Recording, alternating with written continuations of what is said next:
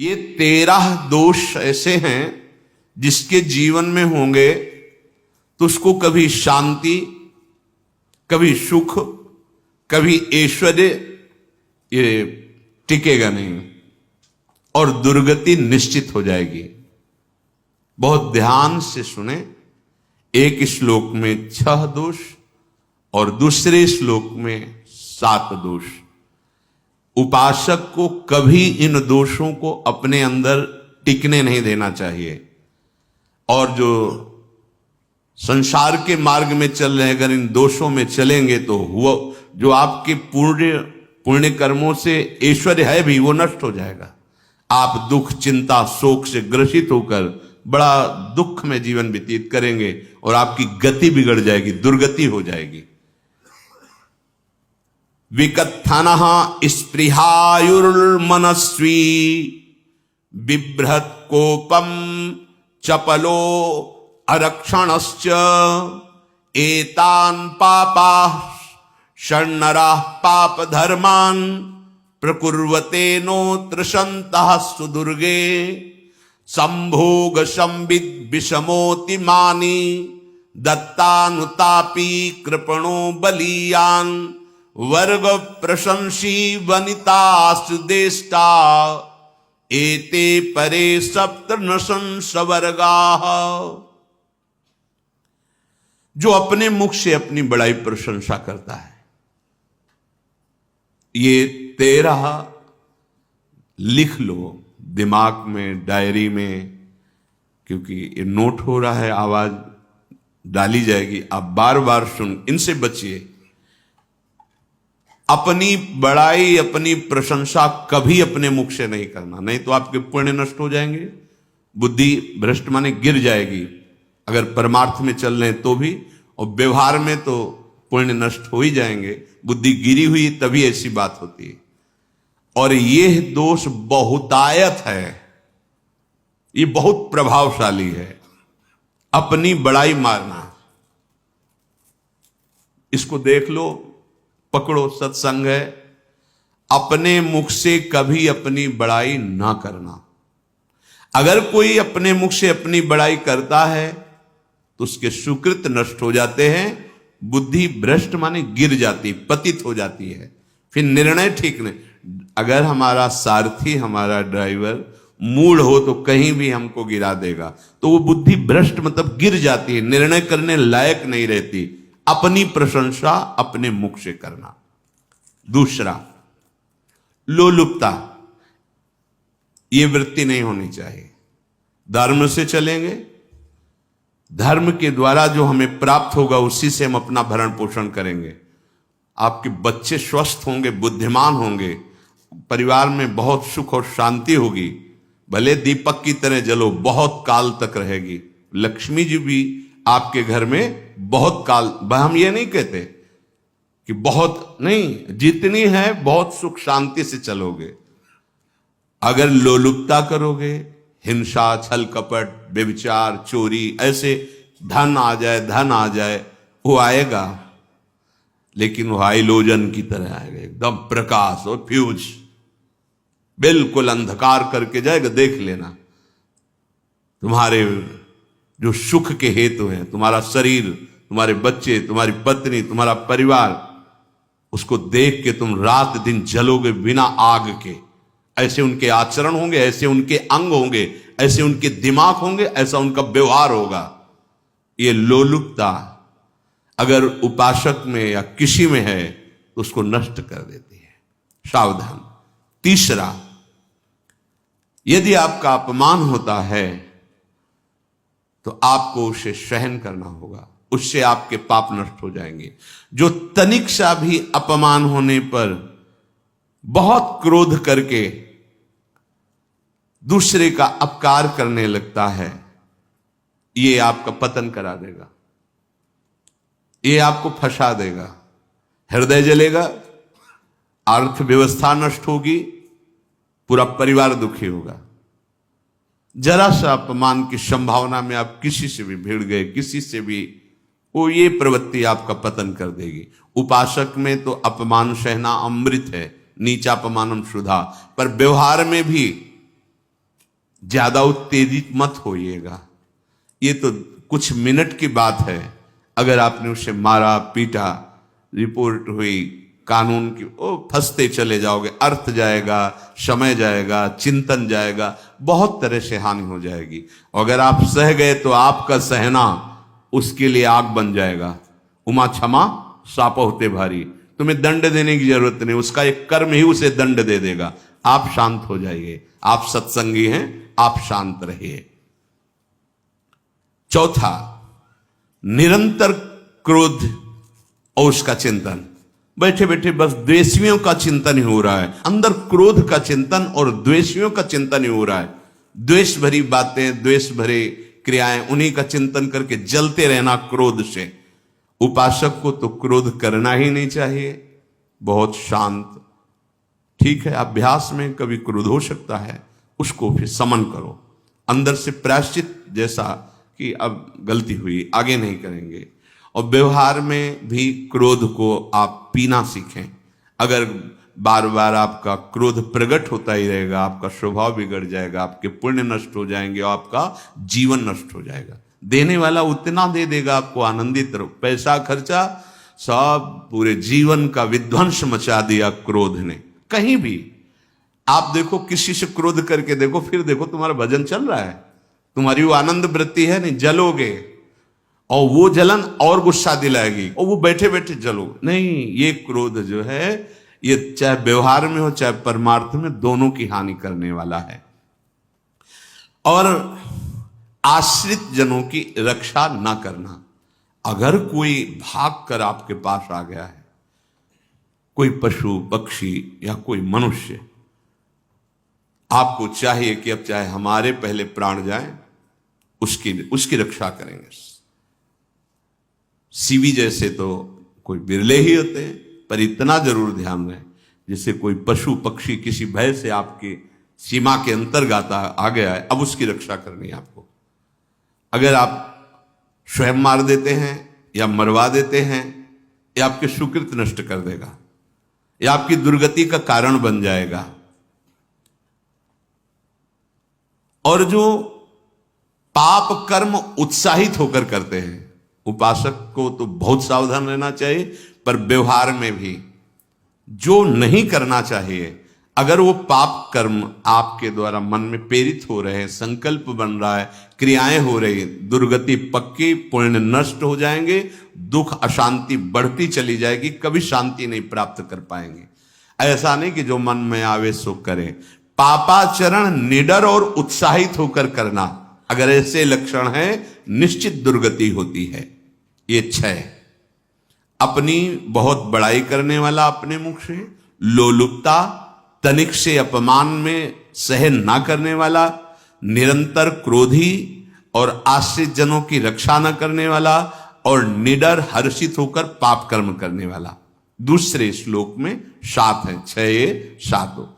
1, संभोग का ही चिंतन करना, संभोग में ही मन लगाना, संभोग दूसरी स्त्रियों के साथ करने की भावना रखना। संभोग पहला है, संभोग। रात दिन बैठे बैठे बस यही चिंतन करना, गंदी बातों का, गंदी बातें देखना, गंदी बातें सुनना, गंदी बातों का चिंतन करना। फिर अन्य माताओं बहनों के प्रति काम दृष्टि से देखना, कोई आ जा रही है तो दृष्टि से, काम भाव से देखना, भोग बुद्धि से देखना, निश्चित पुण्यनाश दुर्गति। बड़े बड़े उदाहरण इतिहास में हैं, जिन्होंने ऐसा दृश्य नेत्रों से देखने की चेष्टा की, मन में संकल्प किया भोगने का, नष्ट हो गए, चाहे वो कितने बड़े प्रतापी हो। ये दुर्योधन कोई साधारण थोड़ी है, भगवान व्यासदेव जी के द्वारा ही तो, भगवान व्यासदेव जी ही इसकी उत्पत्ति का कारण है। आप देखो, इतने महान पुलस्त जी ही उत्पत्ति का कारण है रावण की। बस यही ऐसे दोष हैं जिनके कारण जीव नष्ट हो जाता है। ठीक है, धर्मयुक्त काम भगवान ने आदेश किया है, आपका पाणिक ग्रहण संस्कार हो गया है, संतानोत्पत्ति की भावना से कुछ पवित्र तिथियों का त्याग करते हुए चर्चा में हुई है। एक नियम है, एक आदेश है शास्त्र का। आप बहुत काम प्रवृत्ति वाले हैं तो प्रत्येक मास में जब माताएं बहनें पवित्र हो जाती मासिक धर्म से, तो जिनका पाणी ग्रहण आपने किया, जो पत्नी स्वरूप है, वो ठीक है। वहां भी बार बार के लिए व्यभिचार प्रवृत्ति के लिए शास्त्र आदेश नहीं करता, संयम पूर्वक, और उसका चिंतन नहीं करना। पाणी ग्रहण संस्कार है, घर में विराजमान है, एक संयम एक नियम के अनुसार उसका चिंतन तो फिर भ्रष्ट कर देगा। चिंतन प्रभु का करना है, चिंतन प्रभु की सेवा जो आपके कर्तव्य, इसके चिंतन से बचो। घातक है, बहुत बड़ा जहर है। अगर विषय चिंतन होने लगा तो मरोगे, जिंदा जलोगे, दुर्गति भी होगी। ये अंदर की जो आग है ना, कामाग्नि, ये इतनी बढ़ती चली जाएगी, तुम्हारे होश खराब हो जाएंगे कि मुझे क्या करना चाहिए क्या नहीं करना चाहिए। कोआ मदांधो मदनातुरोमा, अंधा हो जाएगा, नहीं दिखाई देगा अनुजा तनुजा क्या है कौन है, कुछ नहीं, भ्रष्ट बुद्धि। संभोग का चिंतन नहीं। धर्मयुक्त काम आदेश है शास्त्र में। यदि आप प्रवृत्ति मार्ग में हैं तो अपनी पत्नी को जो पाणी ग्रहण स्वीकार किया है, वहां भी पवित्र तिथियों का त्याग करते हुए, एकादशी है, रामनवमी है, नव दुर्गा है, जन्माष्टमी है, राधाष्टमी, जो पवित्र तिथियों का त्याग करते हुए और ऐसे जो मर्यादाएं हैं उसके अनुसार, और कहीं पराई स्त्री के साथ संभोग की बात निश्चित दुर्गति पक्की है। ऐसे ही माताओं के लिए है, स्त्री शरीर के लिए है। यदि वो ऐसी गलत चेष्टा, तो पतिवंचक परपति रति करई, रौरव नरक कल्पसत परई। ये भोग चिंतन से बचने की चेष्टा कीजिए तो क्रिया से अपने आप बच जाएंगे। क्रिया के पहले चिंतन होता है, चिंतन से ही क्रिया का आवेश आता है। चिंतन संभालिए, इसी से भगवत प्राप्ति होती है, चिंतन से, और इसी से दुर्गति भी होती है। अनन्यश्चिन्तयन्तु माम, भगवान चिंतन करे, मेरा करो, कर्तव्य कर्म मेरे को समर्पित करो। अब जब चिंतन संभोग का होगा तो बुद्धि भ्रष्ट हो जाएगी। ये जो राक्षसी प्रवृत्तियां सुनने को मिलती है ना, कि ऐसा हुआ, वो देखा सुना और चिंतन किए, अब इतनी राक्षसी वृत्ति आ गई कि बस अब उनमें और राक्षसों में कोई अंतर नहीं रह गया। दूसरा, विषमता रखने वाला, सबके साथ बर्ताव ऐसा कि मैं बहुत श्रेष्ठ हूं और दूसरे सब नहीं, ऐसा व्यवहार नहीं। सब भगवत स्वरूप हैं, समान व्यवहार। जैसे आपके भोजन है तो जो आप पा रहे हो वही सबको दीजिए, बैठने की व्यवस्था, उठने की व्यवस्था, क्रम बाई क्रम, पर उसको भी नीच भाव से मत देखिए। उस कोटि का उसको प्यार दीजिए, दुलार दीजिए, सम्मान दीजिए। इतनी विषमता न फैलाते रहें अपने जीवन में कि आप सबके निंदा के पात्र बन जाए। विषमता नहीं, सबको प्यार। हाँ ठीक है, पुत्र का अलग प्यार है, भाई का अलग प्यार है, पिता का अलग प्यार है, पर हमारा व्यवहार प्रीति युक्त होना चाहिए, विषमता भरा नहीं होना चाहिए। अगर हमारे चित्त में विषमता ही रही तो संसार है, प्रभु नहीं है।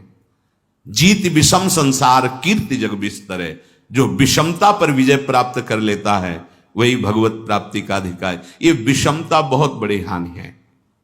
तीसरी बात, अत्यंत मानी होना। जहां आपके प्राण कमजोर होंगे, पुण्य नष्ट होगा, आयुश्री सब नष्ट होना है, ऐसे आचरण करवाएगा गुरुजनों के साथ, महापुरुषों के साथ। ये बहुत नीच प्रवृत्ति है। अत्यंत मान प्रियता, मुझे सम्मान मिले, उत्तम प्रवृत्ति है। सबको मान देना, स्वयं अमानी रहना। चौथा, दान देने की बात कह के मुकर जाना या दान देकर पश्चाताप करना। दे दिया है, बहुत जल रहे हो, दूसरे से वार्ता कर रहे हो कि पता नहीं क्या यार बुद्धि में हो गया, हमने उसको इतना कहा था, उतना दे दिया, क्यों दे दिया, ऐसा ऐसा, मतलब अंदर चिंतन करना, क्यों दे दे तो दिया। इसके बाद जो आपका ये जलन हो रही, पश्चाताप, सुकृत नष्ट हो रहे हैं। दान देकर पश्चाताप करना या दान देने की बात कह के मुकर जाना।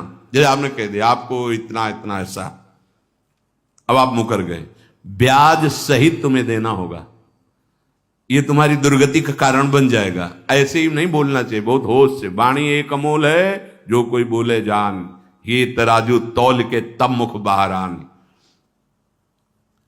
पांचवा, अत्यंत कृपण होना। ना परिवार को सुखी कर पा रहा, ना अपने को सुखी कर पा रहा है। एक एक सिक्का बैंक में जो मर गया।